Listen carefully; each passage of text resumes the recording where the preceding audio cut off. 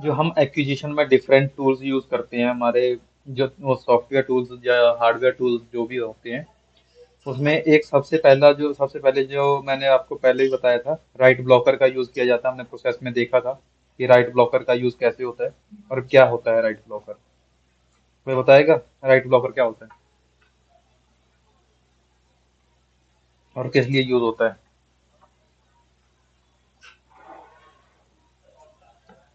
शुभम, राहुल, आदित्य, गौरव।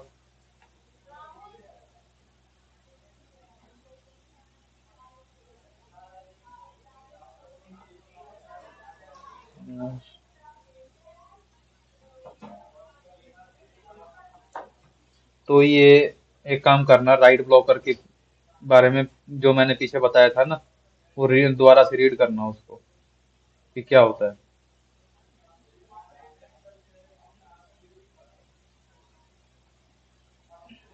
मैंने बताया नहीं था ये टूल जो यूज होता है, ये पहले देखा ना टूल। बताया तो सर। क्या करता है ये?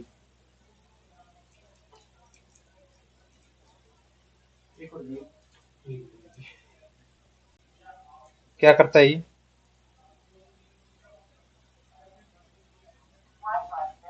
बोलो नहीं। डाटा को भी मॉडिफाई किए हुए से एक्सेस करता है। राइट ब्लॉक कर देता है, उसमें कोई भी एड, हम कोई भी उसके बाद में एडिटिंग या मॉडिफिकेशन नहीं कर सकते। हम सिर्फ और सिर्फ डेटा को रीड कर सकते हैं। हम इसमें जो राइट ब्लॉकर है वो हम हार्डवेयर टूल ही यूज करते हैं, सॉफ्टवेयर टूल जो है वो बहुत ही कम यूज करते हैं, बहुत रेयरली यूज करते हैं। राइट ब्लॉकर की जरूरत भी नहीं पड़ती हमें फिर उसमें, क्योंकि अभी जब से एनटीएफएस का जो फाइल सिस्टम है वो आया है, उसके बाद में हमें जो सॉफ्टवेयर टूल्स हैं उनकी जरूरत नहीं है। हार्डवेयर टूल्स जो होते हैं वो जब मोर एफिशिएंट और ज्यादा अच्छे होते हैं, इसीलिए हार्डवेयर टूल्स का ही यूज किया जाता है, सॉफ्टवेयर टूल्स का यूज नहीं होता। हार्ड जो एनटीएफएस की जो परमिशन का जो फीचर है, उसमें मैंने बताया था कि हम कैसे उनका यूज करते हैं एज अ राइट ब्लॉकर। पता है ना?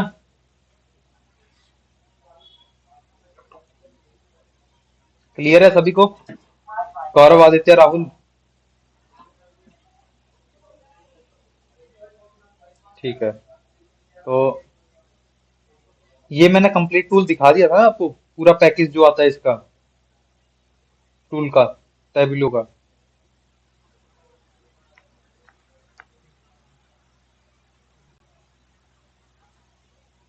नहीं।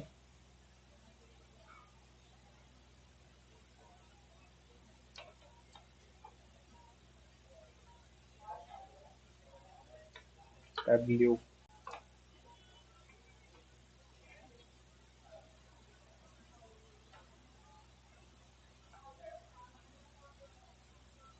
ये कंप्लीट किट आती है इसकी, इस टाइप से। ये इसके टूल्स हैं जो राइट ब्लॉकर या ऐसा इमेजिंग टूल भी यूज होता है, दोनों काम करता है ये।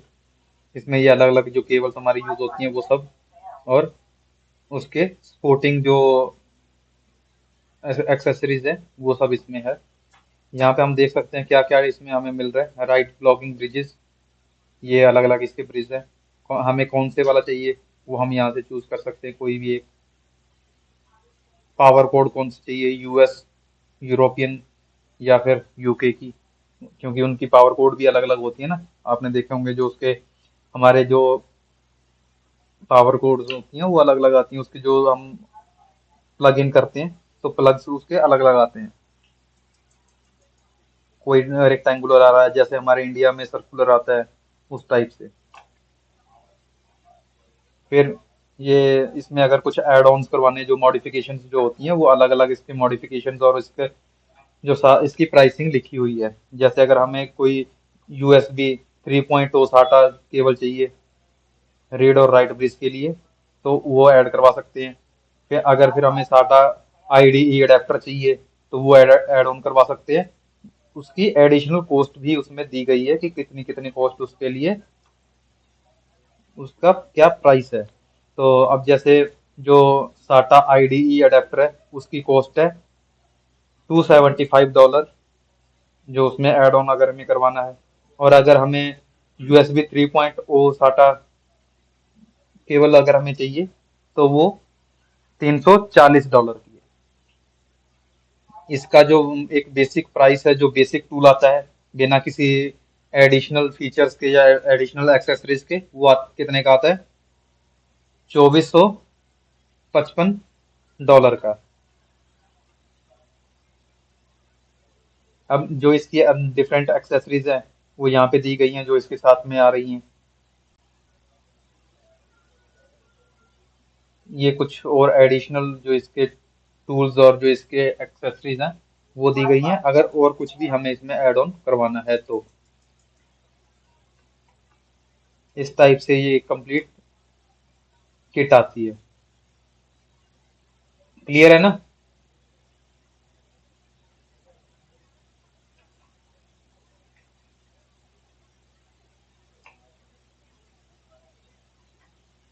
एक ये देख सकते हो यहाँ पे जो और डिफरेंट टूल्स जो हैं विद किट।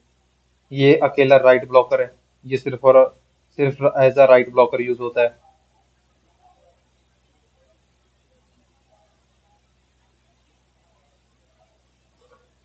जो ये वाला है ये दोनों काम करता है हमारा, राइट ब्लॉकर का भी और इमेजिंग का भी।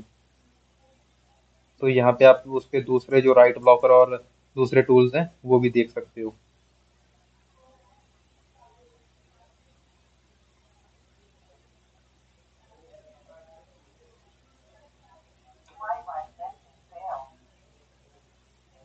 ये इसका पोर्टेबल जो वर्क स्टेशन आता है, एक जो लैपटॉप आता है, ये अलग अलग इसके लैपटॉप्स हैं। कितने का है ये? $4000 का है। एक जो बेसिक एक हमें रिक्वायरमेंट होती है इसमें लैपटॉप की, उसकी कॉस्ट है ये। इसकी क्या क्या स्पेसिफिकेशंस है वो देख सकते हैं यहाँ पे। 64 GB रैम और 96 GB रैम कौन सी हमें रखनी है वो हम इसमें करवा सकते हैं। और अगर हमें जो इसमें बेसिक आती है, जो एक जब हम लैपटॉप खरीदते हैं तो वो आती है 64, अगर हमें उसमें एडिशनल चाहिए 96 GB का, तो उसमें हमें $50 और एडिशनल देने पड़ती हैं उसकी प्राइस। अब इसमें जो इसकी ड्राइव आती है, वो ड्राइव कितनी आती है? 1 TB तक की उसमें आती है, इंटीग्रेटेड आती है। और अगर हमें उसमें एडिशनल स्टोरेज चाहिए तो वो 2 TB या 4 TB तक हम उसको इनहेंस करवा सकते हैं, बढ़ा सकते हैं उसको। फिर टेम्परेरी स्टोरेज जो है वो जैसे आप कह सकते हो कि टेम्प मेमोरी जो होती है उसकी स्टोरेज यहाँ पे आई दी गई है।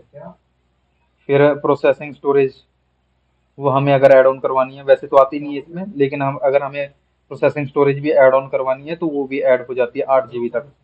2, 4 और 8 GB, उसकी एडिशनल प्राइसिंग यहाँ पे लिखी हुई है। अगर हमें 2 TB तक की करवानी है तो $300 हमें पे करने पड़ेंगे, अगर 4 TB तक की करवानी है तो $510 तक।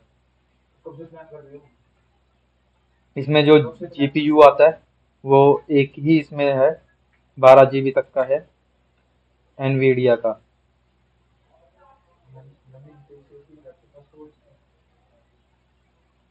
ये एक बेसिक सबसे छोटा मतलब कि जो बेसिक लैपटॉप हम हमारे यूज में आता है वो ये वाला है। और अगर हम इसके जो मॉडिफिकेशन और मैक्सिमम कॉस्ट देखें तो वो जाती है $6060 तक, अगर हम इसमें एडिशनल मॉडिफिकेशंस करवाते हैं तो। और अगर हम इसमें दूसरे अगर टूल्स भी इसके साथ में एडिशनल टूल्स भी खरीदते हैं लैपटॉप के साथ में, जो वर्क स्टेशन है हमारे, डिफरेंट वर्क स्टेशन है, तो वो भी अगर हम साथ में खरीदते हैं तो उसके एडिशनल चार्जेस यहाँ पे दिए गए हैं, कितने कितने इसमें पे करने पड़ेंगे हम।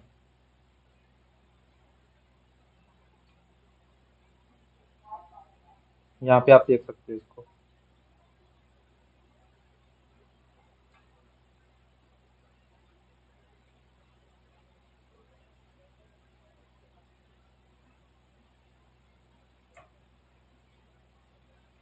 ये साईफोर्स रोड वॉरियर है। ये साईफोर्स रोड वॉरियर बिग यूनिट है। ये बिग यूनिट भी देख लेते हैं क्या है इसमें।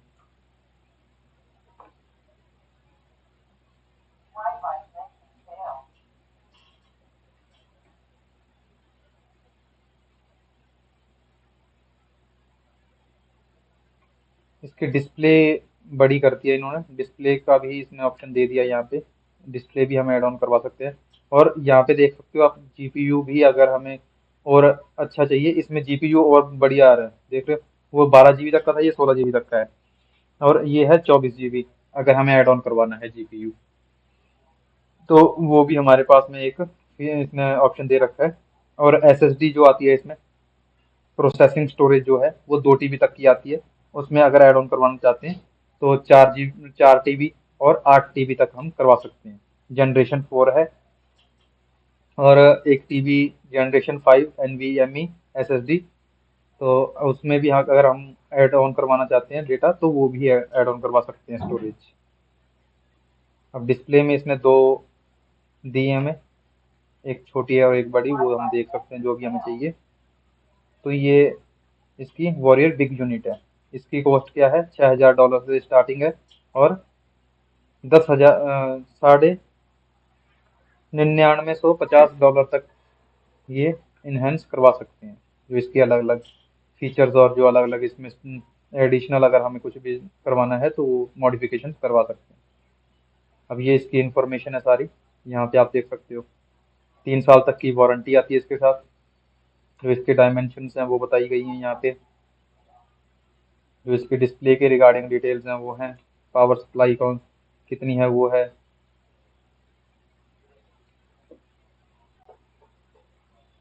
विंडोज 11 प्रो आती है इसमें,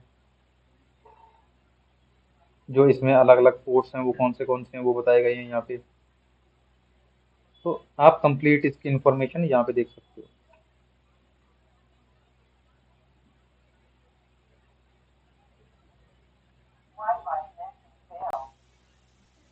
जो और एडिशनल अगर हमें कोई वर्क स्टेशन या कुछ भी इस टाइप का चाहिए तो वो भी हम इसमें ऐड ऑन कर सकते हैं एडिशनल प्राइसेस के साथ।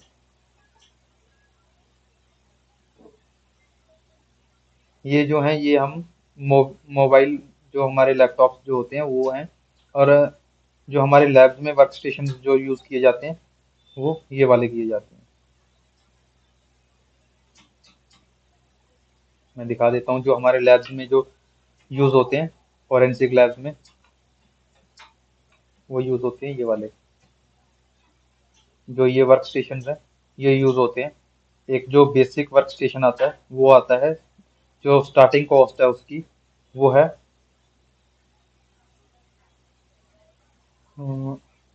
5895 डॉलर। इसके स्पेसिफिकेशंस और जो इसकी कॉन्फ़िगरेशन है वो देख सकते हो। सीपीयू कौन सा आता है इसमें, इंटेल कोर अल्ट्रा 9, ये सीपीयू मिलता है हमें देखने को। एयर कूलिंग इसमें प्रीमियम एयर कूलिंग है, और इसमें अगर कुछ एडिशनल आपको करवा कूलिंग के लिए ऐड करवाना है तो वो भी करवा सकते हो। जो ओएस ड्राइव इसमें आती है वो 1 TB तक की आती है, और अगर आपको एडिशनल चाहिए स्टोरेज तो वो भी करवा सकते हो, टेम्प स्टोरेज। जो प्रोसेसिंग स्टोरेज है इसकी वो 2 TB तक की है, वही सेम जो हमने लैपटॉप में देखी थी, वही सेम स्पेसिफिकेशंस है। प्रोसेसिंग स्टोरेज भी यहाँ पे दे रहा है, 3 स्टोरेज यहाँ पे ये प्रोवाइड कर रहा है हमें, 2 TB 4 TB और 8 TB तक का। जो इसमें रेड ऑप्शंस हैं वो दो रेड ऑप्शंस हैं, जिसमें डिफरेंट कैपेसिटीज बताई गई हैं, रेड 0 रेड 1, दो रेड इसमें इंस्टॉल हो सकती हैं। और जो इसका जीपीयू है वो आप देख सकते हो, डिफरेंट हमें जीपीयू इसमें देखने को मिलते हैं, इसमें जो भी हमें चाहिए वो हम इसमें इंटीग्रेट करवा सकते हैं, मॉडिफाई करवा सकते हैं। अब इसमें जो हमारे मतलब का है वो मेमोरी, हाँ यहाँ मेमोरी चेक कर सकते हो आप, जो हम मेमोरी है उसमें हमें 64 और 96 दो ही मेमोरीज मिल रही थी, यहाँ पे 256 तक की अगर हमें मेमोरी या रैम चाहिए तो 256 GB की रैम भी करवा सकते हैं। उसके लिए हमें $620 और एडिशनल पे करने पड़ेंगे।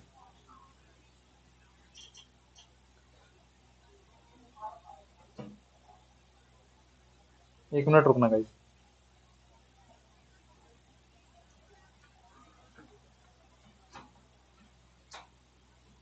रैम वर्क स्टेशन जो इसमें यूज हुआ है फॉरेंसिक में। 256 GB स्टोरेज भी नहीं होगा किसी है। वो देखनी पड़ेगी, अभी देखी ना कौन सी। TDR5 है, DDR5।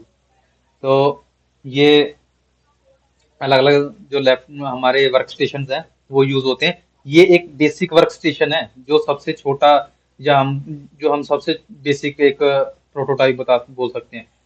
और जो इसके बाद जो इसके और अच्छे वाले जो हमें वर्क स्टेशन अगर चाहिए तो वो और भी है हमारे पास, वो भी देख लेते हैं कुछ। तो इसमें आप देख सकते हो और एडिशनल जो हमें ऑप्शंस और जो हमें मॉडिफिकेशंस देखने को मिल जाती हैं, और अच्छे फीचर्स भी हमें इसमें देखने को मिलते हैं। अब जो भी हमें जिस टाइप की भी इसमें मॉडिफिकेशन करवानी होती है हम वो मॉडिफिकेशन इसमें करवा सकते हैं।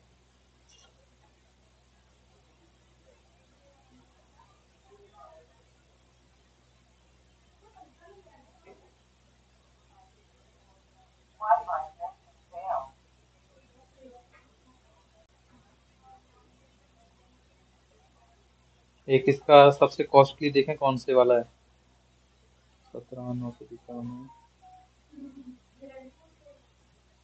फॉर्मली लाइट, फॉर्मली लाइटनिंग, दोनों में क्या डिफरेंस है देखें। एक काम करते हैं, इनको कंपेयर करते हैं।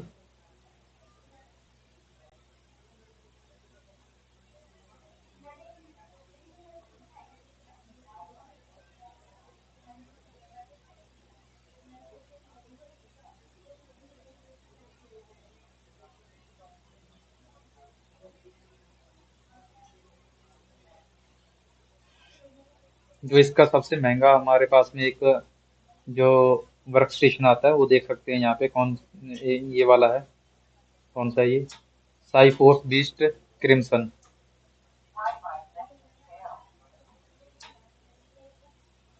फॉर्मली द बीस्ट नाम है इसका। ये जो बेसिक है $13,045 से लेकर के $45,370 तक हम इसकी मॉडिफिकेशन करवा सकते हैं। जो इसकी मैक्सिमम अगर हम सबसे हाई जो इसकी मॉडिफिकेशन रखते हैं तो भी हमें इसके लिए $45,370 पे करने पड़ेंगे। 3 साल से 5 साल तक की वारंटी होती है इसकी। 5 साल की अगर हमें चाहिए तो हमें $1,000 और एडिशनल पे करने पड़ेंगे। इसमें तीन तीन साल तक की हमें इसकी डिफॉल्ट वारंटी मिलती है। तो ये हम इसकी स्पेसिफिकेशंस यहाँ से चेक कर सकते हैं। इसकी मेमोरी कितनी देर है, यहाँ पे आप देख सकते हो 128 GB की 4 रैम यहाँ पे ये प्रोवाइड कर रहा है हमें। 512 GB रैम तक ये हमें दे रहा है।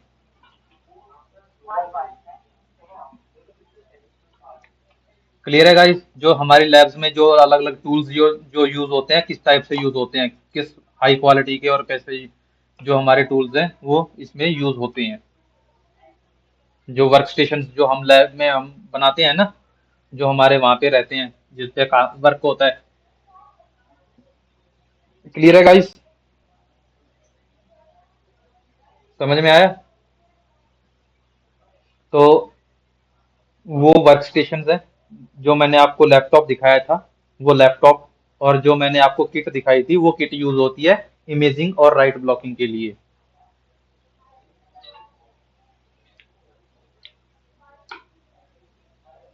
हार्डवेयर टूल्स मैंने दिखा दिए। ये टैबुलो का एक छोटा भी आता है जो दूसरा स्क्रीन बेस्ड, हम इस पे भी अगर हमें कहीं पे करना, हमें ये करना पड़ जाए, उसको इमेजिंग करनी है जैसे रैम का एक्विजिशन और ये सब करते हैं हम लोकेशन पे ही, तो हमें एक छोटे टूल की मोबाइल मोबाइल टूल की हमें जरूरत पड़ती है, तो हम ये यूज कर सकते हैं वहाँ पे।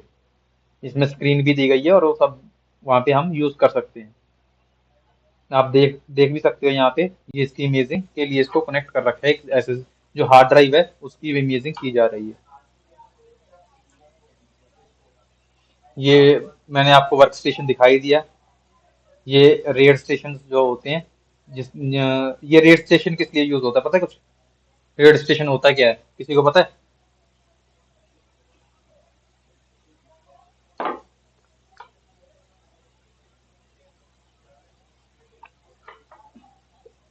शुभम, क्या सर? राहुल, रेड स्टेशन क्या होता है? रेड स्टेशन, किसी को रेड के बारे में पता है?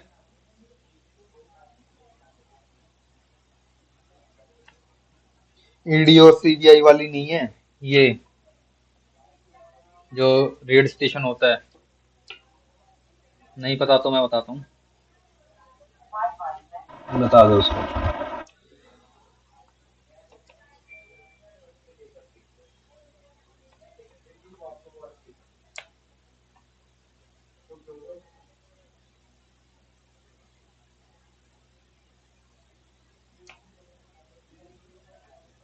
इस टाइप से ये एक बॉक्स होता है, जैसे हमारा सीपीयू और यूपीएस दिखता है ना, वैसा ही कुछ दिखता है ये वर्क स्टेशन जैसा ही। इसमें क्या होता है ये देखो, आप यहाँ पे देख सकते हो कि 5 मल्टीपल इसमें हार्ड ड्राइव, या ये हार्ड ड्राइव है, hard drive external hard drive enclosure है ये। तो इसमें 4 5 अलग अलग हार्ड ड्राइव इसमें यूज हुई हैं। तो ये एक स्टोरेज बन जाती है। हम डिफरेंट जो हार्ड ड्राइव्स है उनका यूज करके एक ही डिवाइस बना सकते हैं, जिसमें कि अब अगर मान के चलो इसमें 500 जीबी की हम अगर इंटीग्रेट करते हैं, तो 2500 जीबी तक की ये जो हमारी एक स्टोरेज है वो बन गई है। तो ये इनको रेड स्टेशन बोला जाता है। ये आप अमेजोन से भी खरीद सकते हो, इसमें कोई बड़ी वो नहीं है। मैं बता देता हूँ कि ये क्या क्या इसकी कॉस्ट हमें मिलती है देखने को। जो ये अभी हमने ओपन कर रखा है, इसकी ये कॉस्ट दे नहीं रहा है, पता नहीं क्या बात है। यहाँ पे आप देख सकते हो अलग अलग जो डिवाइसेस हैं, अलग अलग जो स्टेशन हैं, उनकी अलग अलग कॉस्ट होती है। यहाँ पे जैसे ये 10,000 का दिखा रहा है, ये 16,000 का दिखा रहा है, ये 2,000 का ही दिखा रहा है। ये छोटे वाला होता है, 12 टीबी तक की ही इसकी कैपेसिटी होती है। तो वो सब इसमें रहता है। ये देखो इसकी 100 टीबी तक की सपोर्ट है। तो इस टाइप से जो वर्क स्टेशन हैं ये हमें वहाँ पे देखने को मिलते हैं, रेड स्टेशन। ये रेड स्टेशन बेसिकली यूज कब होते हैं? अब मान के चलो अगर हम किसी रेड पे गए हैं और वहां पे अगर हमें सर्वर का जो डेटा है उसको इमेज करना है, वहां पे डेटा ज्यादा है, तो हम वहां पे रेड स्टेशन का यूज करेंगे ताकि हम डेटा को अच्छे से स्टोर कर पाए और स्टोरेज हमें अच्छी मिल पाए। क्लियर है? तो और इसमें एक एक और हमें फायदा क्या मिलता है?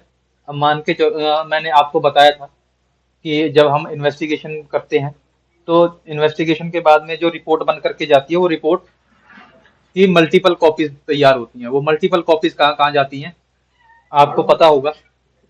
कहाँ कहाँ जाएगी जो रिपोर्ट है, किस किस जगह सबमिट होगी, कितनी रिपोर्ट सबमिट होंगी वहाँ पे? कोई बताएगा?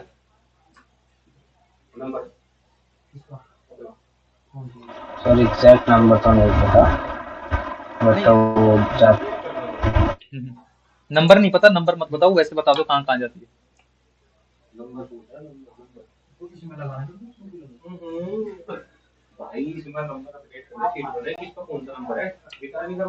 कहाँ कहाँ जाएगी रिपोर्ट? जो एक रिपोर्ट है वो किस किस के पास जाएगी और किस किस क्या, कौन कौन उसको देख सकता है, या किसको हम जो सबमिट करनी होती है रिपोर्ट, कितनी कॉपीज किस किस के पास जाती हैं, वो बताओ।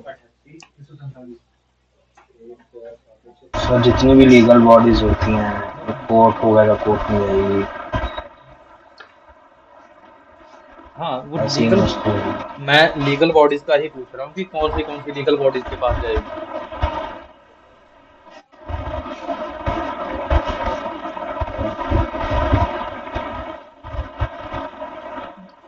समझ सर, वो कोर्ट्स हो गया, फिर वो पुलिस वाले हो गए।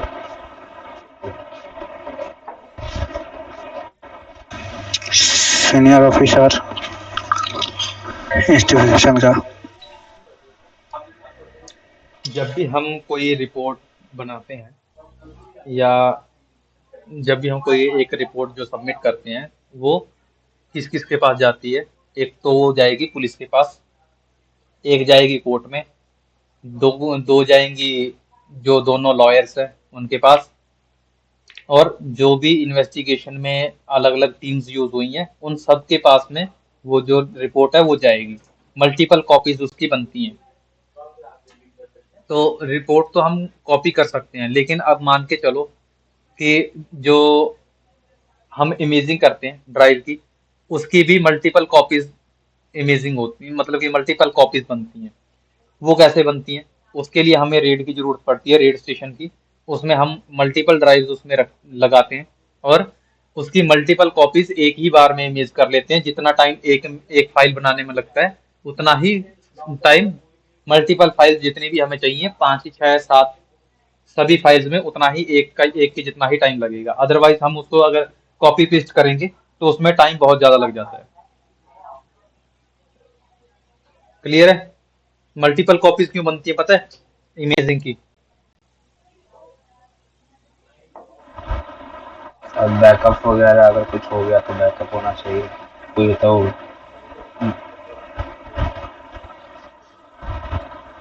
अगर एक कॉपी के साथ छेड़छाड़ करी हो तो दूसरे से पता लग जाता है कंप्यूटर को। एक तो ये कारण भी हो सकता है, इसमें मल्टीपल कारण होते हैं, जैसे कि एक तो आपने बोला कि बैकअप बैकअप चाहिए रहता है इसीलिए, और अलग क्योंकि उसकी इंटीग्रिटी चेक करने के लिए। अब मान के चलो वहां पे इन्वेस्टिगेशन है या किसी ने भी उसको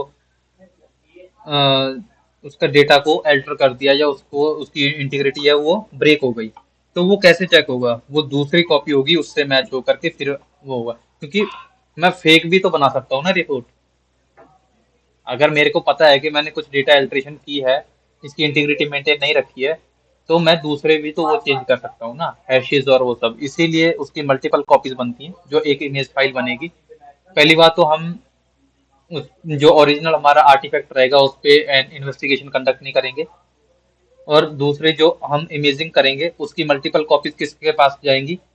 एक तो दो कॉपीज तो हमारे पास रहेंगी, एक पे जिसपे हम वर्क करेंगे और दूसरी बैकअप के लिए। और तीसरी कॉपी जाती है पुलिस के पास एज अ एविडेंस, और जो उनके पास माल खाने में रखी जाती है उनके लॉकर में। फिर माल खाने में दो रखी जाती हैं, एक इमेज फाइल और एक ओरिजिनल जो आर्टिफैक्ट होता है वो। फिर उसके बाद में एक कॉपी जाएगी कोर्ट के पास। तो वो अब मतलब कि कोर्ट के पास जाएगी, कोर्ट अपना वहां पे दोनों जो लॉयर है उनको देगा, और जो वहां पे भी लीगल बॉडीज जो होंगी सभी की सभी, वो जो उसके ऊपर वर्क कर रहे होंगे उस केस पे, वो सभी को वो कॉपीज प्रोवाइड की जाएंगी ताकि वो उस पे इन्वेस्टिगेशन कर सकें। क्लियर है?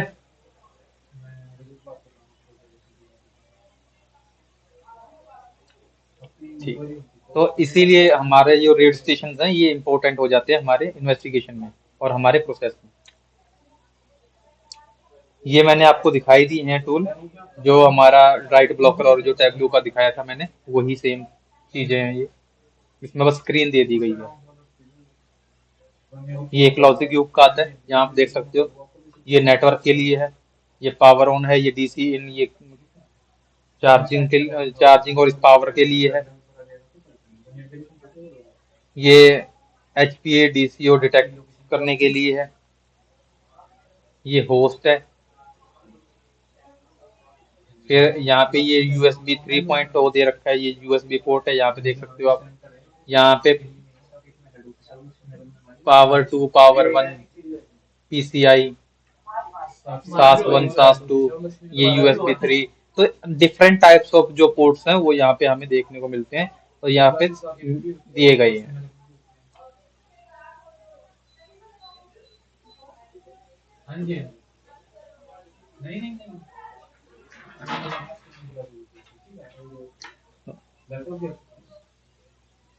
क्लियर है? ये देख रहे हो, यहाँ से आप मल्टीपल इस टाइप से भी यूज कर सकते हो जो ड्राइव हैं। ये एक ड्राइव से मल्टीपल 4 ड्राइव में जो इमेजिंग है वो हो रही है। जो फाइल उसकी फाइल की कॉपीज 4 कॉपीज बनी हुई हैं।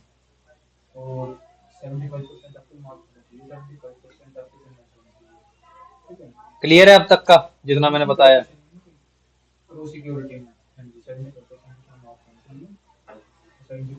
क्लियर है गाइस? एक बार थम्स अप दे दो सब लोग। Yes sir. सर काफ़ी एक्सपेंसिव है, फोरेंसिक का काम था, तो डिवाइसेस वगैरह सब कुछ।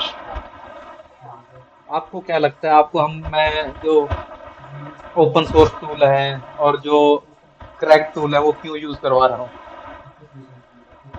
हाँ जी सर, हाँ, समझ इसीलिए ही गया होता है। सर। इसी और एक चीज और भी है, जो ये मैंने दिखाया आपको लैपटॉप और जो ये सब दिखाया है, अभी तक मैंने लैपटॉप और एक राइट ब्लॉकर ही दिखाया है जो टेबल्यू का है।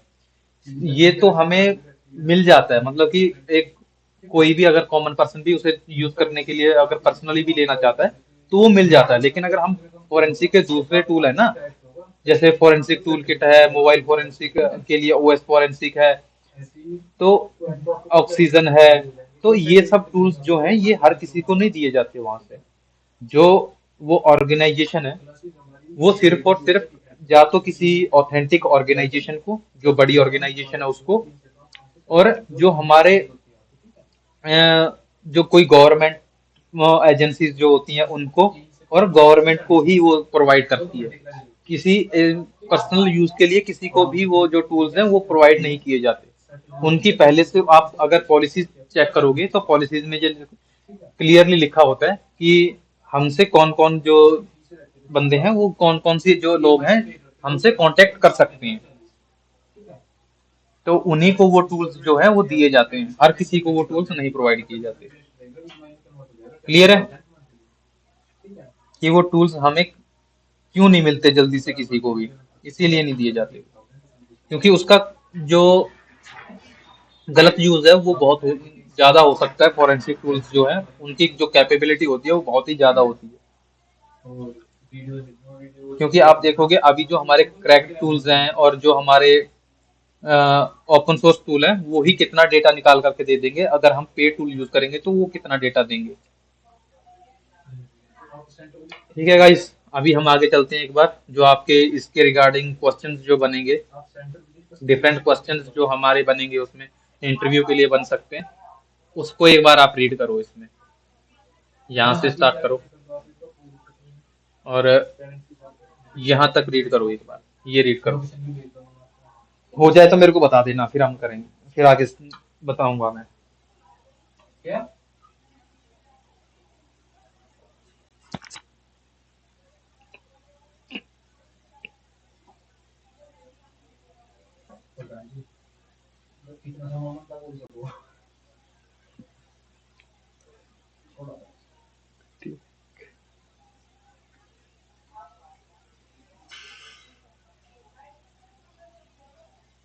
एक तो हेडफोन लगाए पीछे ना, वैसे नहीं पता चला कि कितनी आई जा रही।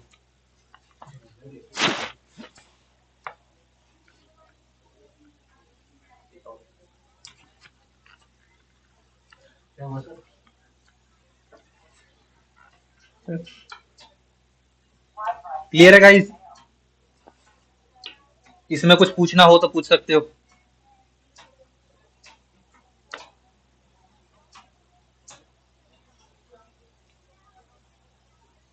ये किस चीज के रिगार्डिंग है, जो ये मैंने अभी आपको रीड करने के लिए दिया था?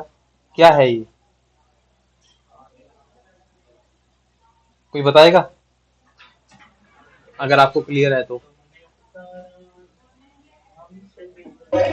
पूरे ड्राइव को स्कैन कर कर उसका उसका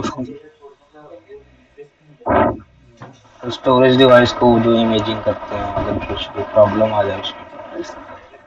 हाँ, अगर मान के चलो हम कभी इमेजिंग कर रहे हैं और उसमें अगर टूल हमारा फेल करता है और वो उसको जो हमारा स्टोरेज डिवाइस है वो अगर उसको रिकॉग्नाइज नहीं कर पा रहा है, तो हम कौन से स्टेप्स है जो ले सकते हैं। उसमें सबसे पहले तो हम चेक करेंगे जो हमारा फिजिकल कनेक्शन है वो अच्छे से हुआ है या नहीं हुआ है, जो हमारी यूएसबी है वो अच्छे से कनेक्ट हुई है या नहीं हुई। पहले वो फिजिकल कनेक्शन चेक करेंगे। फिर चेक करेंगे कि जो हमारा ओएस है वो ड्राइव को डिटेक्ट कर पा रहा है या नहीं कर पा रहा है। ठीक है, उसके बाद में हम, अगर ये भी अच्छे से कर रहा है, अगर उसके बाद भी हमें प्रॉब्लम आ रही है या इशू आ रहा है, तो हम ट्राई करेंगे कोई दूसरा इमेजिंग टूल। अगर कोई हमारे पास जो हम, क्योंकि हम जब भी जाते हैं तो हम हमारे साथ में एक इमेजिंग टूल नहीं जाता है, मल्टीपल इमेजिंग टूल्स होते हैं हमारे पास में जो हम वहाँ पे यूज करते हैं, सॉफ्टवेयर बेस्ड और हार्डवेयर बेस्ड दोनों। तो वहां पे हम अगर उसमें एक कोई इमेजिंग टूल उसको डिटेक्ट नहीं कर पा रहा है तो हम उसमें कोई दूसरा जो हमारा इमेजिंग टूल है वो यूज करेंगे और उसमें ट्राई करके देखेंगे। फिर अगर ये होता है फिर उसके बाद करेंगे उसके अंदर कोई इंक्रिप्शन तो यूज नहीं हुई है या कोई बायोस का कोई इशू तो नहीं आ रहा है ताकि हम उसको डिटेक्ट कर पाए। फिर उसके बाद में हम देखेंगे जो अगर उसके बाद भी इशू उसमें क्रिएट हो रहा है और इशू आ रहा है कोई एरर दिखा रहा है वो, तो हम क्या करेंगे उसमें अब उसको अपडेट करेंगे, चेक करेंगे कि उसका कोई अपडेट तो नहीं आ रखा। अगर नहीं तो उसको री इंस्टॉल करेंगे, अनइंस्टॉल करके फिर हम उसको री इंस्टॉल करेंगे। फिर अगर ये भी नहीं होता है तो फिर हम जाएंगे हार्डवेयर रिकवरी, मतलब कि जो हार्डवेयर टूल है उसके थ्रू हम उसकी रिकवरी करेंगे। क्लियर है?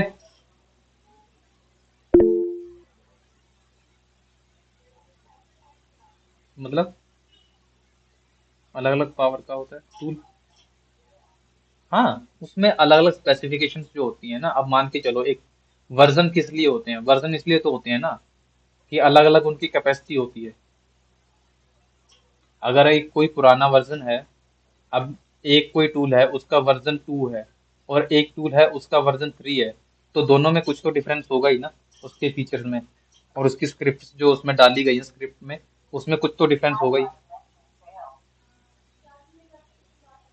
तो वर्जन का फर्क पड़ता है।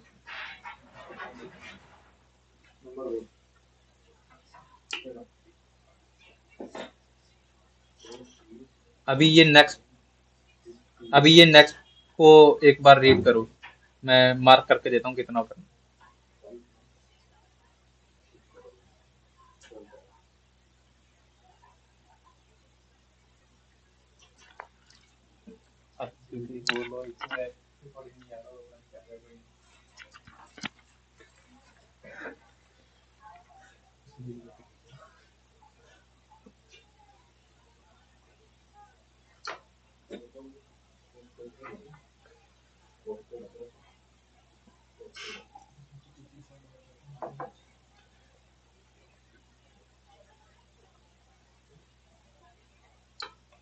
हो जाए तो बता देना।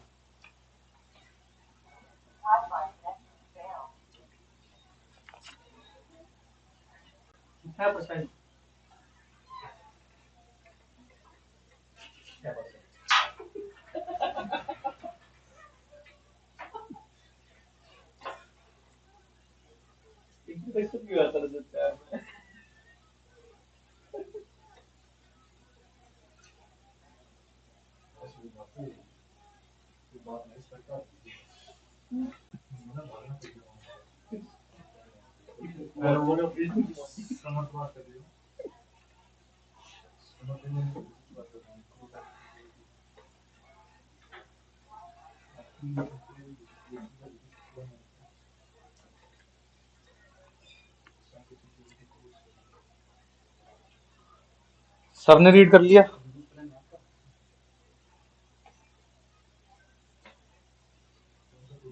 क्लियर हो गया क्या है ये?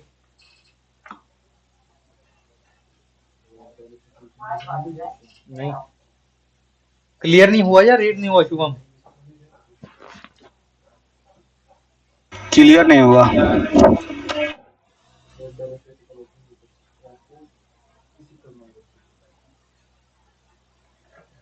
इसमें बेसिकली क्या पूछा गया है कि जो हमारी हम जब फोरेंसिक इमेजिंग करते हैं अगर उसमें किसी टाइप की भी इंक्रिप्शन हमें देखने को मिलती है, वो ड्राइव बेस्ड भी हो सकती है कंप्लीट, जो फुल अगर कोई डिस्क है हमारे पास ड्राइव है उसके ऊपर भी इंक्रिप्शन हो सकती है कि पूरी की पूरी ड्राइव को ही इंक्रिप्ट किया गया हो, या ये भी हो सकता है किसी एक फाइल या किसी फोल्डर के ऊपर इंक्रिप्शन का यूज हुआ हो।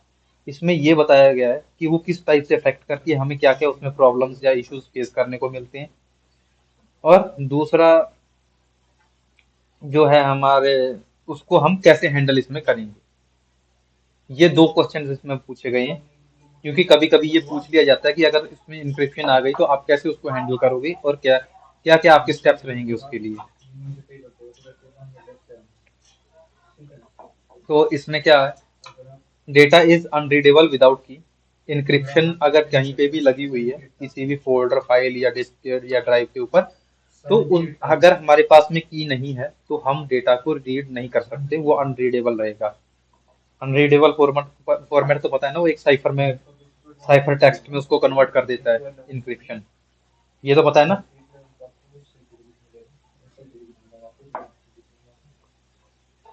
फिर अब इसमें ये बताया गया कि लाइव एक्विजिशन और डेड एक्विजिशन दोनों में अलग अलग चैलेंजेस हमें देखने को मिलते हैं।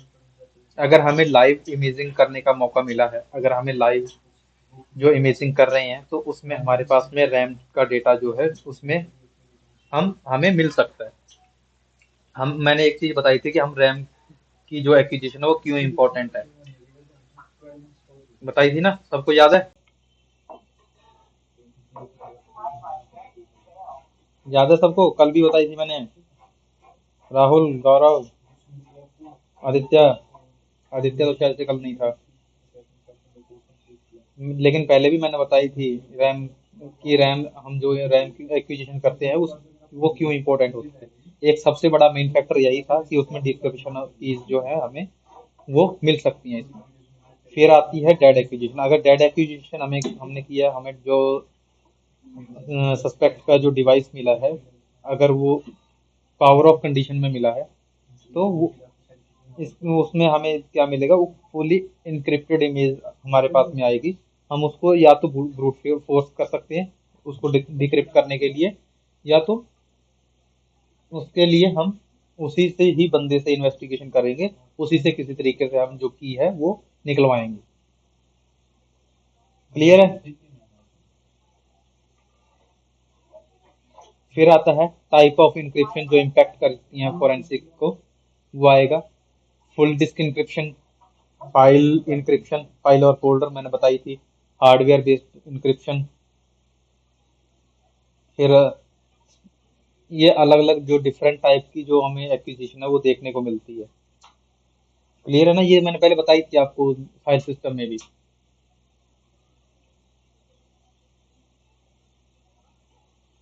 अब हमारे स्टेप्स क्या क्या रहेंगे इसमें, इसको हैंडल करने के लिए सबसे पहले तो हम आइडेंटिफाई करेंगे कि इंक्रिप्शन कौन सी है, किस टाइप की, जो कौन सा जो एल्गोरिथम है इसमें यूज हुआ है इंक्रिप्शन में।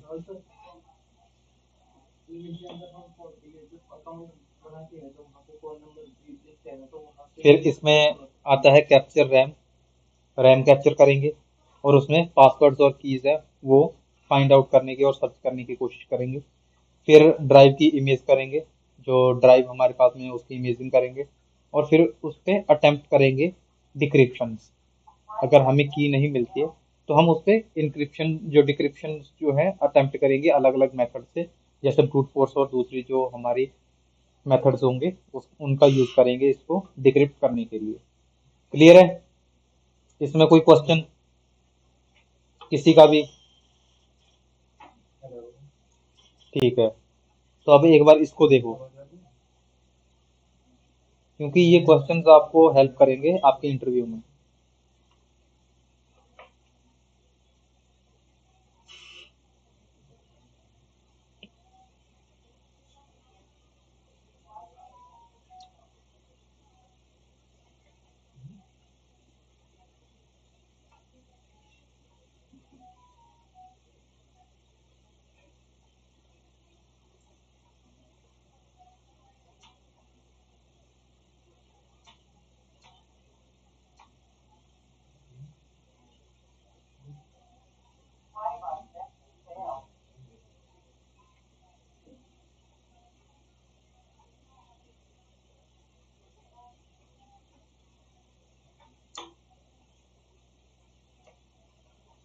हो गया रीड गाइस? हो गया रीड गाइस? कुछ पूछना तो नहीं है इसमें? इसमें ये पूछा गया है जो हमारे जो कुछ कॉमन चैलेंजेस फेस करने पड़ते हैं हमारी फोरेंसिक इमेजिंग के दौरान, वो कौन से हैं, वो पूछा गया है। इंक्रिप्शन और पासवर्ड प्रोटेक्शन जो होती हैं उनको फेस करना पड़ता है, क्योंकि जरूरी नहीं है कि हमें हर हमारा जो कोई भी एक पासवर्ड है, हार्ड पासवर्ड है, हर टाइप का पासवर्ड ब्रेक किया जा सके या उसको इंक्रिप्शन को ब्रेक किया जा सके। इतना आसान नहीं होता, वो एल्गोरिदम्स बहुत ही अच्छे से बनाए होते हैं और बहुत ही रिसर्च करके फिर बनाया जाता है। तो फिर आता है large storage devices and cloud storage. अगर कोई बड़ा स्टोरेज डिवाइस है, अगर कोई एक बहुत बड़ी अगर स्टोरेज है, जैसे सर्वर्स टाइप में हो जाता है, और जैसे मैंने रेड स्टेशन बताए, अगर कोई रेड स्टेशन का यूज कर रहा है तो उसमें कितना सारा डेटा बनेगा, कितना डेटा होगा वहाँ पे, तो हमें पूरे के पूरे की इमेजिंग करनी पड़ेगी उसमें। तो उसमें भी हमें इशू देखने को मिलता है। और फिर अगर कोई क्लाउड स्टोरेज का यूज कर रहा है तो उसमें और ज्यादा हमें जो इश्यूज है वो फेस करने को मिलते हैं, क्योंकि जो क्लाउड स्टोरेज है उसको उसमें हमें उस ऑर्गेनाइजेशन की जिससे उसने सर्विस ले रखी है उसकी भी जरूरत पड़ती है, उसकी भी हेल्प की जरूरत पड़ती है। तो वो कभी कभी तो वो कॉपरेट कर देते हैं, लेकिन अगर वो कॉपरेट करने से मना करते हैं तो हमें इश्यूज फेस करने को मिलते हैं, इसमें चैलेंजेस फेस करने को मिलते हैं। फिर आता है अगर कोई बैड सेक्टर उसमें हो चुका है, बैड सेक्टर जो बन जाते हैं वो फेलिंग स्टोरेज डिवाइसेस, ये भी हमें फेस करने को मिलता है। बैड सेक्टर्स के बारे में तो आपको पता होगा, मैंने बताया था स्टोरेज डिवाइसेस और के टाइम पे, फाइल सिस्टम के टाइम पे, याद है बैड सेक्टर्स क्या थे?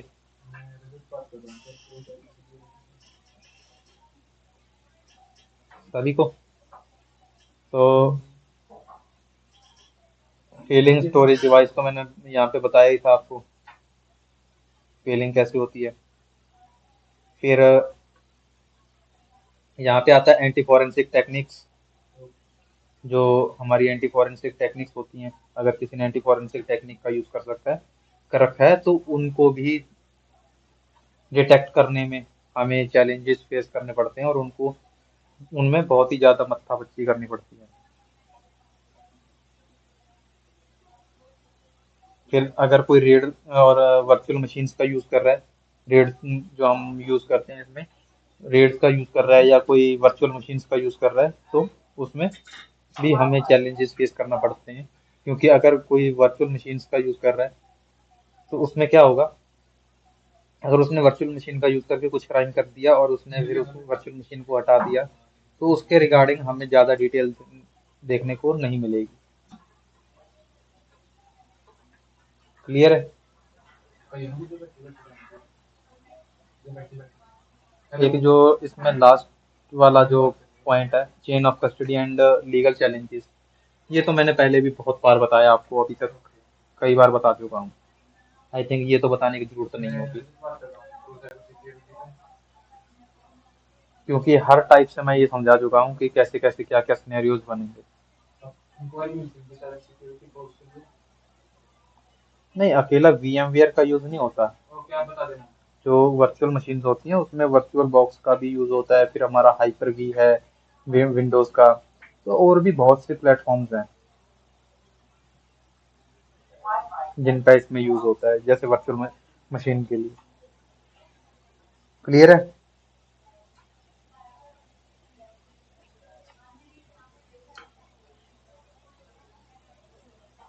अभी एक बार इसको लास्ट रीड कर लो, उसके बाद में फिर आगे हम प्रैक्टिकल पे चलें।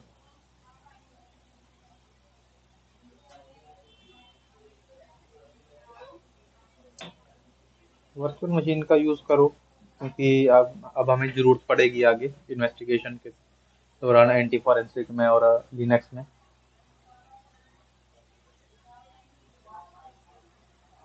एक बार इसको रीड करो, फिर हम आगे टूल्स इंस्टॉल करेंगे, जितने जो जो टूल्स हमारे यूज होने वाले हैं।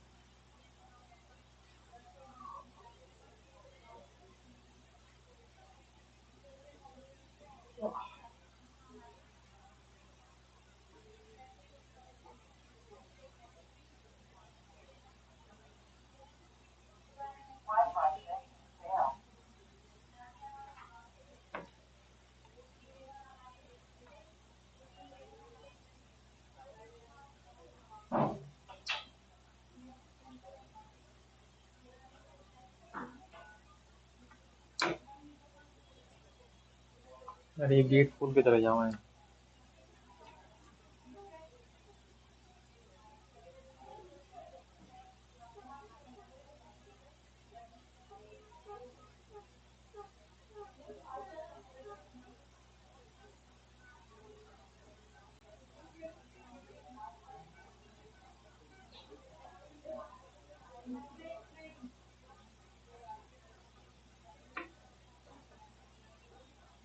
क्रॉस प्लस और निकल रहा है इनका। क्लियर है गाइस?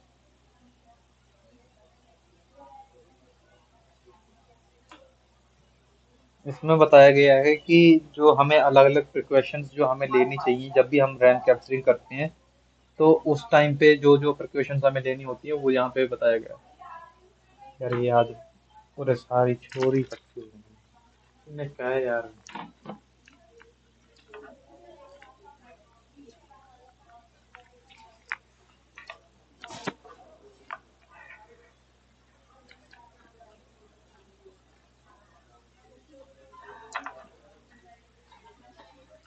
हेडफोन लगाए पीछे की आवाज आ रही है।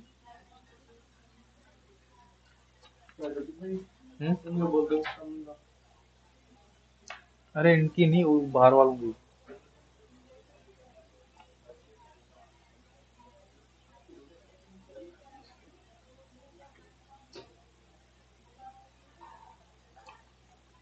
इसमें ये बताया गया है गाइस कि जो जब भी हम रैम कैप्चर करते हैं, जब रैम की मिसिंग होती है, उस टाइम पे हमें किन किन चीजों का जो है वो ध्यान रखना होता है ताकि हम उसमें डेटा एल्ट्रेशन ना हो पाए या कम से कम हो पाए।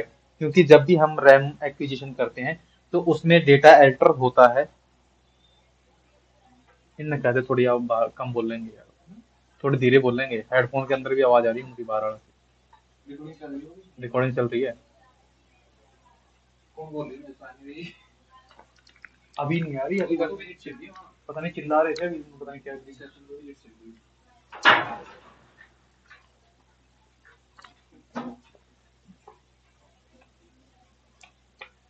तो इसमें कौन से जो प्रिपरेशंस हैं जिनका हमें ध्यान रखना होता है। Minimise system activity. जब भी हम रैम कैप्चरिंग करेंगे तब हमें सिस्टम को कम से कम यूज करना है ताकि उसमें जो डेटा है वो उसमें से वाइप आउट या ओवरराइट ना हो पाए।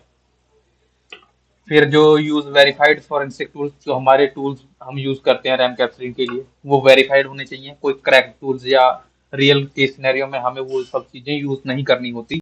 हमें ऑथेंटिक टूल्स ही वहां पे यूज करने होते हैं जो पहले से वेरीफाइड है, और उन्हें टूल का यूज करना होता है जो हमारे कोर्ट में एडमिसेबल हों। फिर चेक की जाती है कि जो हमारा टूल है वो कंपैटिबल भी है या नहीं है। कंपैटिबल का मतलब समझते हो? कंपैटिबल का मतलब क्या होगा,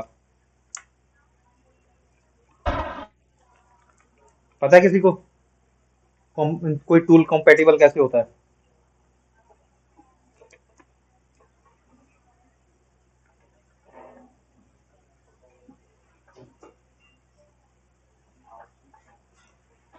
वही सर, जो टूल जिस डिवाइस के साथ जो भी हम कर रहे हैं वो इसके साथ इजीली कर पाए बिना किसी रुकावट के, होमोजीनियस हो दोनों के। कभी कभी क्या होता है, अब मान के चलो मैं कर रहा हूँ, मान के चलो मैं जो ये टूल यूज कर रहा हूँ, एक ऑक्सीजन फोरेंसिक डिटेक्टिव, जो कि मोबाइल का एक वो है, टूल है मोबाइल फोरेंसिक के लिए। अब इसमें मान के चलो कि अब इसमें क्या होता है, अलग अलग जो डिवाइसेस हैं हमारे, उन सभी की इंफॉर्मेशन इसमें दी होती है। उसी के अकॉर्डिंग हमें ये बताना पड़ता है कि कौन सा डिवाइस है, तो उसकी ये इमेजिंग करता है या उसका जो उसकी फोरेंसिक के लिए हम इसका यूज करते हैं। अब इसमें क्या होगा, अब मान के चलो अब जो कुछ अपडेट आया है किसी एंड्रॉयड मोबाइल में या किसी भी मैक में, किसी भी एक स्मार्टफोन में एक अपडेट आया है। अब हम यहाँ पे एंड्रॉयड ही मान के चलते हैं कि एक एंड्रॉयड मोबाइल है, स्मार्टफोन है, उसमें एक एंड्रॉयड का अपडेट आया है। अब पहले जो यूज हो रहा था, मान के चलो पहले जो यूज हो रहा था वो हो रहा था 13 पॉइंट ओ यूज हो रहा था। ये अपग्रेड होते होते 15 ओ तक आ गया है। ठीक है, लेकिन जो हमारा फोरेंसिक टूल है वो अपडेट नहीं हुआ है, वो अपग्रेड नहीं हुआ है। मेरा जो पहले मान के चलो ऑक्सीजन का जो वर्जन चल रहा था वो 8 चल रहा था, और ये 15 तक पहुंच गया है। ये अभी भी 8 पे ही चल रहा है, ये अपडेट ही नहीं हुआ। तो क्या होगा, जो अपडेटेड इसमें जो स्मार्टफोन्स और जो हमारे पास डिवाइसेस आ रहे हैं, वो इनके साथ कंपेटिबल ही नहीं हो पाएंगे, ये उनको रीड ही नहीं कर पाएगा। जैसे मैंने आपको ड्राइवर्स का एक बताया था फाइल सिस्टम में, कि अगर हम कुछ पर्सनल अपना कोई फाइल सिस्टम बनाते हैं तो उस टाइम पे हमें क्या होगा, हमें जरूरत पड़ती है एक, उस टाइम पे हमें जरूरत पड़ती है जो हमारा वो रहेगा, ड्राइवर्स होंगे वो इंस्टॉल करवाने की जरूरत पड़ेगी। तो उसी टाइप से यहाँ पे होता है। तो ये उनको उनके लिए कंपेटेबल ही नहीं हो पाएगा, या उनको डिटेक्ट नहीं करेगा, या कुछ ना कुछ इस टाइप का इशू करेगा। इसीलिए हमें जो हम टूल्स यूज करते हैं वो पहले से ही चेक करके रखना होता है कि वो जिस डिवाइस के साथ हम कनेक्ट कर रहे हैं वो उसके लिए कंपेटेबल है या नहीं है। कंपेटेबिलिटी चेक की जाती है। क्लियर है कि कंपेटेबिलिटी का मतलब क्या है? किसी को कोई डाउट तो नहीं है ना? No sir. ठीक है। फिर आता है कैप्चर इंक्रिप्शन कीज। अब अगर हम रैम कैप्चर कर रहे हैं तो हमें ये चीज का ध्यान रखना होता है, अगर उसमें कोई भी इंक्रिप्शन लगी हुई है तो उसकी कीज जरूर एक्वायर हों, या वो जरूर एक्सट्रैक्ट की जा सके। तो इस चीज का भी ध्यान रखना होता है, क्योंकि हम सारा कर ही इसलिए रहे हैं उसको, और अगर ये ही कैप्चर नहीं हुई तो फिर तो क्या ही मतलब रह जाता है। इसके और भी काम होते हैं, हम हमें और भी इन्वेस्टिगेशंस में ये हेल्प करती है। ये एक इसका ज्यादा जो हमें दोनों में जो काम देता है, इसीलिए मैं इसको बोलता हूँ कि ये बहुत ही इंपॉर्टेंट हो जाता है इंक्रिप्शन की। क्योंकि अगर ये इंक्रिप्शन की हमने नहीं ली तो हम उसकी जो दूसरी इमेजिंग की है ड्राइव की, तो वो भी हम एनालाइज नहीं कर पाएंगे, इसीलिए ये इंपॉर्टेंट हो जाती है। बाकी रैम कैप्चरिंग के और भी बहुत से जो फायदे होते हैं, जैसे कि हम उसके प्रोसेस देख सकते हैं, उसने क्या क्या किया, उसकी एक्टिविटीज को एनालाइज कर सकते हैं। ये सब चीजें इसमें हमें मिल जाती हैं। क्लियर है गाइस अभी तक? ठीक है। फिर आता है डिटेक्ट एंटी फोरेंसिक टेक्निक्स। हमें ये उससे पहले हमें ये डिटेक्ट करना होता है कि उसमें किसी टाइप की एंटी फोरेंसिक टेक्निक्स तो नहीं यूज की गई हैं। मान के चलो कि मैंने अब मान के चलो कि क्या किया, एक कोई क्राइम किया। ठीक है, मैंने एक क्राइम किया और मेरे को पता है कि जो पुलिस है या जो डिजिटल फोरेंसिक टीम है, वो मेरा मोबाइल है, जो मोबाइल फोन जो मेरे पास में है, उसको ले जाएगी और उस पर फोरेंसिक यूज करेगी।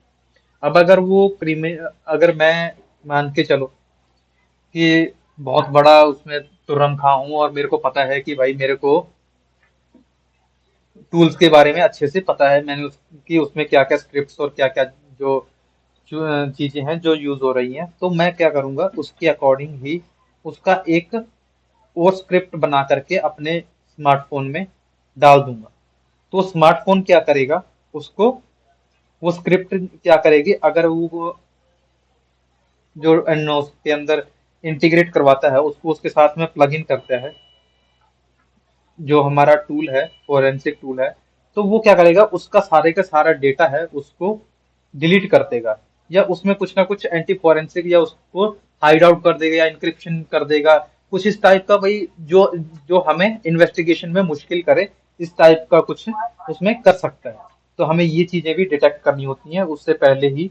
और ये भी डिटेक्ट करना होता है कि अगर उसने किसी मोबाइल, अगर उसके किसी उसने कोई फोरेंसिक टेक्निक जैसे स्टेगनोग्राफी या कुछ इस टाइप का तो यूज नहीं कर रखा है, या वो किसी प्रोग्राम को या किसी प्रोसेस को उसने हाइड तो नहीं कर रखा है, तो वो सब चीजें भी हमें उसमें चेक करनी होती हैं कि उसने किसी भी टाइप की कोई एंटी फोरेंसिक टेक्निक है वो यूज तो नहीं कर रखी, ताकि हमें इन्वेस्टिगेशन में किसी प्रकार की प्रॉब्लम ना हो। क्लियर है गाइस? ये क्लियर है पॉइंट? ठीक है। तो फिर इसके बाद में आता है इंश्योर सफिशिएंट सफिशिएंट स्टोरेज। हमारे पास में सफिशिएंट स्टोरेज होनी चाहिए। अब मान के चलो अगर मैंने अभी आपको डिवाइसेस दिखाए, जैसे कि हमने तो नॉर्मली यही सुना है कि ज्यादा से ज्यादा 32 48 64 GB तक रैम हम देखते हैं डेली लाइफ में ज़्यादा से ज़्यादा। लेकिन अब अगर कहीं पे हमें वो वर्क स्टेशन ही मिल गया, अब हमें उसी की इमेजिंग करनी है, उसी पे ही वर्क करना, उसी से क्राइम हो गया, तब हम क्या करेंगे? तब क्या होगा? तब हमें ये देखना होगा कि जो अगर वो 512 जीबी की हमारे पास में रैम है या 256 जीबी की रैम है, तो हमारे पास उतनी ही स्टोरेज होनी चाहिए। अगर 256 जीबी की है तो 256 जीबी से ज्यादा की स्टोरेज जो है हमारे पास होनी चाहिए, जिसमें हम फाइल को इमेज कर रहे हैं। क्लियर है? क्योंकि हम तो बोलते अब हमने हम अगर जैसे कि बोलते थे कि हम हमारे पास कम से कम, अगर हम इन्वेस्टिगेशन पे जा रहे हैं तो इतना तो होगा ही ना कि 500 32 जीबी 64 जीबी या इस टाइप का कुछ ना कुछ स्टोरेज तो हमारे पास होगी ही। तो हम उसमें कर लेंगे, 64 जीबी की है तो भाई 64 जीबी या 128 जीबी की उसमें कर लेंगे। लेकिन इतना तो कर सकते हैं, लेकिन अगर बड़ी ड्राइव है तो हमें बड़ी ड्राइव भी चाहिए, मतलब कि टीबीज में हमें डेटा जो है वो लेकर के जाना होता है। क्लियर है ना? फिर document chain of custody, most important point. Chain of custody जो आपको भी बचा सकती है, और जो अगर किसी इनोसेंट को सस्पेक्ट बना करके पेश किया गया है तो उसको भी बचा सकती है। बता सकते हो चेन ऑफ कस्टडी आपको कैसे बचा सकती है? कोई बता सकता है? सर वही कल को अगर हम पे नाम आएगी हमने कोई छेड़खानी वगैरह करी है, हाँ। तो बस वही तो प्रॉपर डॉक्यूमेंटेड होता है सब कुछ, हैंडलिंग वगैरह सब कुछ सीक्वेंस में होता है, तो इससे हम बच सकते हैं। हाँ, सही बताया आदित्य ने कि अगर हमारा इन्वेस्टिगेशन में हम पे ही एलिगेशन आते हैं कि हमने डेटा एल्ट्रेशन की है, या और इसमें डेटा एल्ट्रेशन हो भी गई है रियलिटी में, तो क्या होगा? चेन ऑफ कस्टडी से हम पता कर सकते हैं कि वो किसने किया है। अदरवाइज वो हमें ही ब्लेम कर सकते हैं कि आप ही ने जो है डेटा एल्ट्रेशन की है। इन्वेस्टिगेटर या एग्जामिनर पे ही जो है वो केस है शिफ्ट हो सकता है। तो इसीलिए जो ये चीजें हैं, जो चेन ऑफ कस्टडी है, वो इम्पोर्टेंट हो जाती है। थ्योरी क्लियर है गाइस?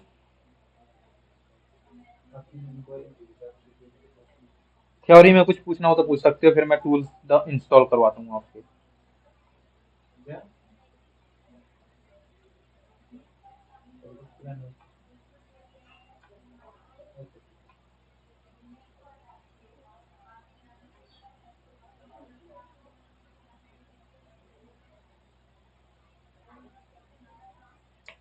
इस टूल को इंस्टॉल करो अभी। क्या 90?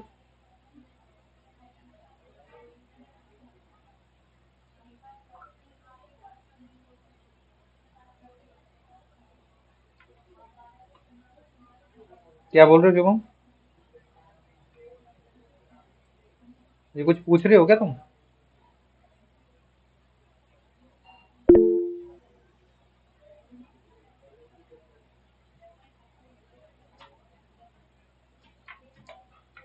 ये दोनों टूल्स को इंस्टॉल करो अभी, हो जाए तो मेरे को बताना।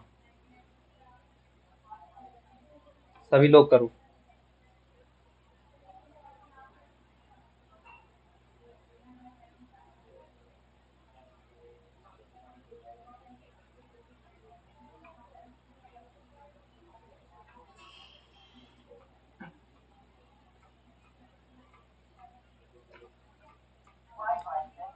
एक काम करो, आप इंस्टॉल करो तब तक। एक काम करो, आप इंस्टॉल करो इसको, तब तक हम 10 मिनट का ब्रेक ले लेते हैं फिर। कैसा बोलते हो? ठीक है, क्योंकि इतना टाइम तो ये लेंगे ही इंस्टॉल होने में, क्योंकि जो अटॉप्सी है वो काफी बड़ा है साइज में टूल। मेरे को लगता है 1 जीबी से ज्यादा का है, तो शायद से टाइम लेगा। तो हम 30 पे मिलते हैं फिर। ठीक है।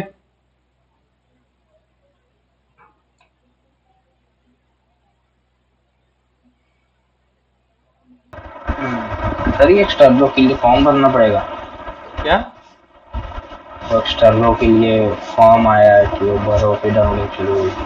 एक्सटीरियो के लिए वो फॉर्म आप टेम्प मेल का यूज करके भर दो, कर अपने दिया था। ओरिजिनल क्रेडेंशियल मत दो उसमें, डिटेल्स जो है वो फेक डिटेल भर दो उसमें।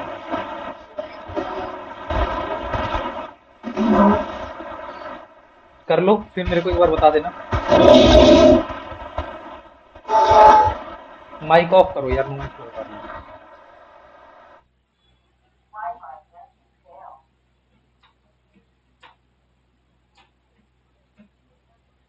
एक काम करते हैं, आज टूल एक काम करते हैं, आज टूल्स ही इंस्टॉल करते हैं, और कल करवाऊंगा फिर मैं इमेजिंग, कल से स्टार्ट करते हैं अपन। सही है ना, मैं दूसरे टूल्स भी देता हूँ कुछ आपको, वो भी इंस्टॉल करो। कॉपी, आज सारे टूल्स इंस्टॉल कर लेते हैं इमेजिंग के जितने भी। टेक्स्ट इमेजर भी हो गया।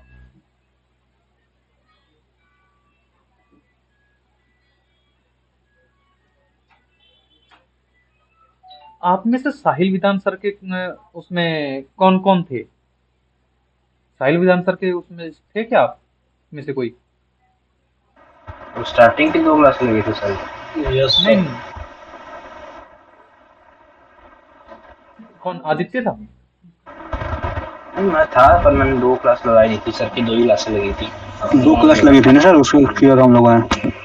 नहीं, शिवम तुमने तो मेरे से लिया था जो वो बैच टर्मिनेट हुआ है। यस सर, तो वो भी उसमें ही लिया था मैंने। नहीं नहीं, वो बैच नहीं, उस बैच की नहीं बात कर रहे, दूसरे सर का था, साहिल सर का एक बैच था जो रीशेड्यूल हुआ था इस टाइम पे। हाँ यस सर, मैं था उस बैच में। उसमें फिर एक आप ही सेम स्टूडेंट हो जो इसमें आया है, आदित्य ही। बाकी सब बढ़िया। बाकी अलग है सभी। मेरे को लगता है राहुल भी नहीं था उस बैच में, और गौरव भी नहीं था, शुभम तो था ही नहीं। मैं भी सर था ये साहिल सर के। आप थे? Yes Rahul, sir. Yes sir था वो। उसमें यार आपका शो नहीं कर रहा, पता नहीं क्या, मेरे पास में शो नहीं कर रहा था वो। चलो कोई बात नहीं, वो देख सर लेंगे। ये लिंक दोबारा सेंड कर दोगे गेट डाटा फोरेंसिक वाला चैट में। दोबारा कर देते हैं। फैक्ट मेजर, चलो कोई नहीं, वो बैच कोऑर्डिनेटर्स अपना देख लेंगे खुद से। सर ये जो अडॉप्सी टूल है वो काली में जो है वही सेम ही है या फिर अलग है? सेम ही है, लेकिन वो काली में जो है वो पुराना वर्जन है, उसको अपडेट करना पड़ेगा आपको।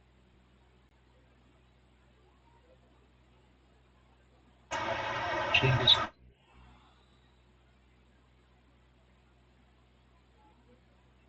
इसको विंडोज में ही करना आप, विंडोज में ज्यादा अपने को आसान रहेगा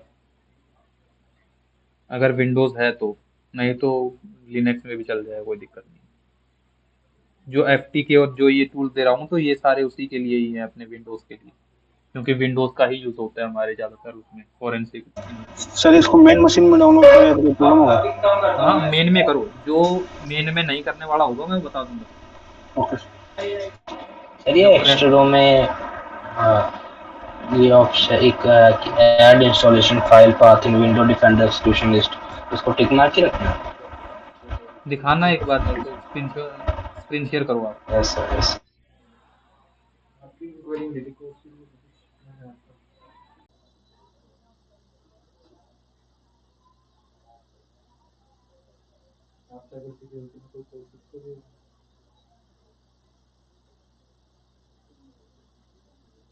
हाँ ये तो प्रोग्राम फाइल्स का पूछ रहा है, ये तो फाइल पाथ पूछ रहा है, इसको डिफॉल्ट ही रखो इसको। ये वाला क्लिक के रहने दो। हाँ हाँ, तो सबका एक बार सर सेटअप करा देना। इसमें तो ज्यादा कुछ नहीं है सेटअप करने के लिए, ये तो नॉर्मल है जैसे भी आप करोगे आप। एफसीटी का नहीं बोल रहा हूँ, अटॉप्सी वाला बोल रहा हूँ। हाँ टॉपसी में भी ज्यादा कुछ नहीं है, मैं बाकी करवा देता हूँ अगर कोई इशू है। ये क्या हुआ? ये और टॉपसी वाला किया क्लिक में। लिनक्स में जाओ, उसमें आपकी फाइल में जाओ जहाँ पे ये सेव हुआ है डाउनलोड में।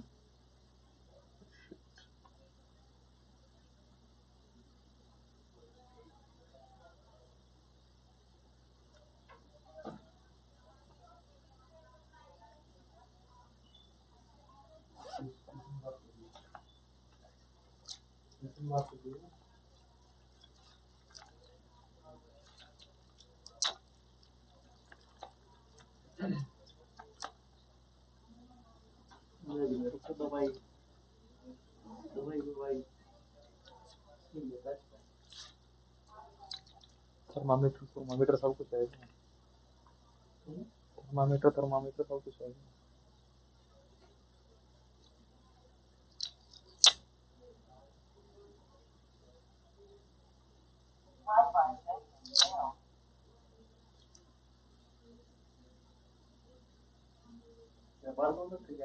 हम्म? अरे ना, पहले चोट लगी उड़ी है, पहले ही चोट लगी उड़ी है, उसमें खून आ रहा है।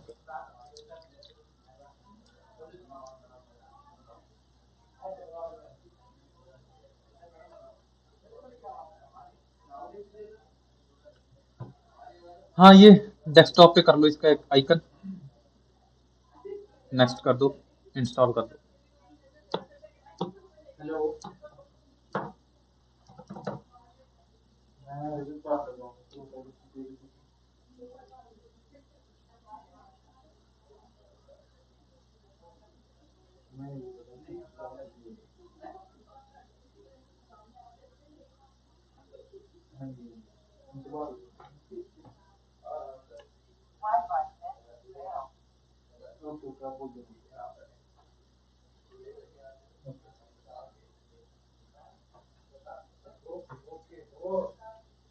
हो गया आदित्य, तीनों इंस्टॉल हो गए?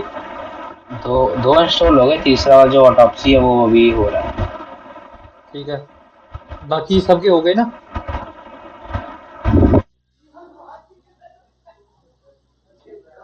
शुभम का नहीं हुआ क्या? इंस्टॉल नहीं हुआ? इंस्टॉल कर रहा हूँ सर। ठीक, नहीं डाउनलोड तो हो गए ना सभी के? Yes sir. हाँ, तो इंस्टॉल कर लो, हो जाए तो बता दे।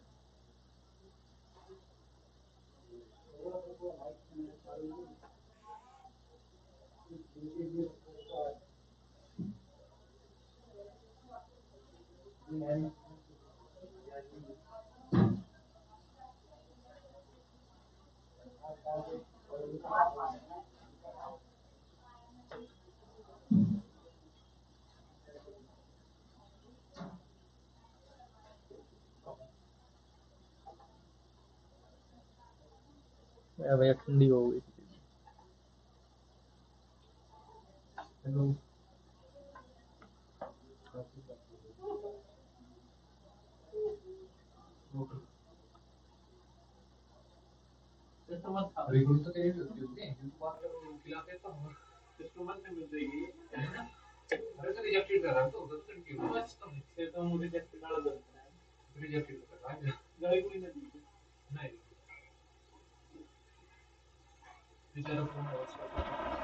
तो ये फोरेंसिक तो काफी डिफरेंट फील्ड हो गई साइबर में, जैसे बाकी फील्ड होगी जैसे वेब पेनिट्रेशन टेस्टिंग, वेब वगैरह आपस में कहीं ना कहीं कनेक्ट रहती हैं, बट ये तो बहुत ही अलग है और लॉन्ग लास्टिंग भी काफी है। यही तो है, इसीलिए तो मैं बोल रहा था कि ज्यादा कुछ नहीं है, अगर आप उसमें जा रहे हो तो उसी में ही जाओ।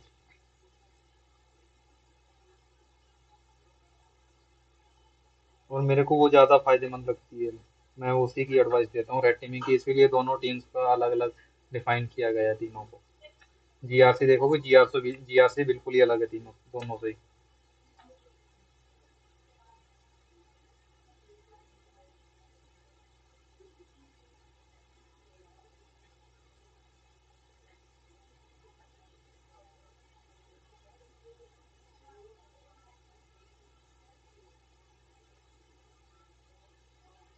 एक काम करते हैं, आज आप ये तीनों इंस्टॉल कर लो टूल, फिर कल को हम इमेजिंग स्टार्ट करते हैं। आपको इसमें ज्यादा कोई इशू आएगा नहीं, जैसे आदित्य ने किया है बिल्कुल वैसे ही हो जाएगा। हो गया सर। हो गया ना? तो होगा सब अ, ठीक। कल ही स्टार्ट करेंगे, क्योंकि अब तो अगर हम करते भी हैं इसको तो नहीं हो पाएगा। Hmm, okay sir. कल मिलते हैं फिर। Okay bye sir. मेरे को 4 लोग हैं ना, हाँ 4 लोग, ठीक है। आपकी अटेंडेंस हो गई होगी, आपकी अटेंडेंस लगा हो दी गए मैंने। सर, हो गए। हाँ ठीक है गाइस, अभी तक कोई कुछ पूछना है तो पूछ सकते हो।